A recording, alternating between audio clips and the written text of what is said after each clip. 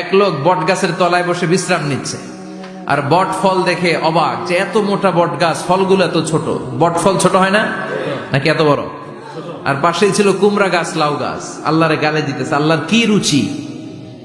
চিকন চিকন কুমড়া গাছ, চিকন চিকন লাউ গাছ, এত বড় ফল, আর ইয়া মোটা বট গাছ, এতটুকু ফল। আল্লাহরে গালি দিতে দিতে ঘুমায় গেছে। আল্লাহরে গালি মারতে মারতে কখন যে ঘুমায় গেছে নিজেও জানেন। হঠাৎ একটা বট ফল পড়ছে একেবারে নাকে, লাফ দিয়ে উঠেছে। উঠে দেখে নাক দিয়ে রক্ত বেরোচ্ছে, ব্লিডিং।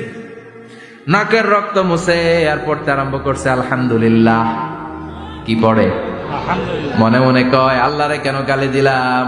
ওই কুমড়া যদি এইখানে হইতো, ওই লাউ যদি এইটার উপরে হতো, কুমড়া যদি একটা নাকের উপরে পড়তো, আমি নিজেই কুমড়া হয়ে যাইতাম। ঠিক কিনা? সুবহানাল্লাহ পড়েন। মা খালাকতা হাদা বাতিলা।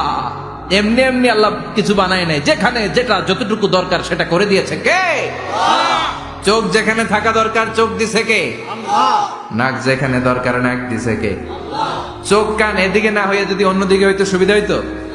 চোখ দুইটা মনে করেন এদিকে নাই, আছে এদিকে, এদিকে একটা চোখ, এদিকে সুবিধা হইতো? খাওয়ার সময় আমরা প্রথমে দেখি, নাক দিয়ে শুকি, তারপরে মুখে মারি, ঠিক কিনা? তো চোখ যদি পিছনে হইতো, প্রত্যেকটা খাবার নিয়ে চোখটা দেখানো লাগতো এইভাবে, তাই না? নাকও যদি এইখানে না হয়ে এদিকে নাকটা হইতো, খাবার নিয়ে ঘ্রাণ শুকতে চাইলে পেছনে নিয়ে। দেখেন কি সেটিং! চোখ যদি এইখানে না থেকে মাত্র 2 ইঞ্চি উপরে যদি আল্লাহ দিতে, এদিকে একটা চোখ এদিকে একটা চোখ, সেজদা দিতে পারতেন? চোখ বন্ধ করে সেজদা দেওয়া লাগতো, ঠিক কিনা? ফুটবল খেলতে পারতেন? ফুটবলে হেড দিলে ডিমের মতো পোজ হয়ে যেত চোখ দুইটা। সুবহানাল্লাহ পড়বেন না? দেখেন কানের কি সেটিং! কান যদি এইখানে না দিয়ে এই কানটা